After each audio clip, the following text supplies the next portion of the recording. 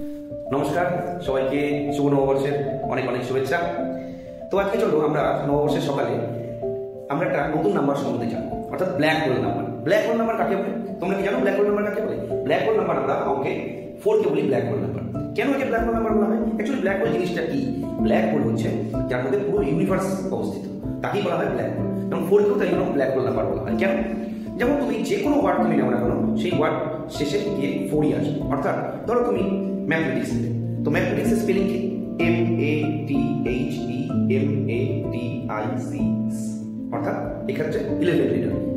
11 এর স্পেলিং কি? ELEVEN, অর্থাৎ 6। 6 এর স্পেলিং কি? SIX, অর্থাৎ 3 লিটার্স। 3 এর স্পেলিং কি? THREE, অর্থাৎ 5 litres. 5 litres means FIVE, 4 litres. 4 means 4। অর্থাৎ মিস্ট্রিটা হচ্ছে এখানে যে সমস্ত তুমি যত ওয়ার্ডই নেবে না কেন, সমস্ত ওয়ার্ড শেষে গিয়ে 4এই আসবে। যেমন ধরো তুমি একটা ওয়ার্ড দিলে ইন্ডিয়া, INDIA, অর্থাৎ 5টা লিটার। 5টা লিটার মানে 5, অর্থাৎ FIVE। সেক্ষেত্রে আবার সেই 4টা লিটার, অর্থাৎ 4। অর্থাৎ তুমি যে কোনো নাম্বারই বা যে কোনো ওয়ার্ডই তুমি নাও না কেন, সমস্ত ওয়ার্ড শেষে হবে কিসে? 4টে লিটার, অর্থাৎ 4। এই হচ্ছে ব্ল্যাক হোল নাম্বার মিস্ট্রি।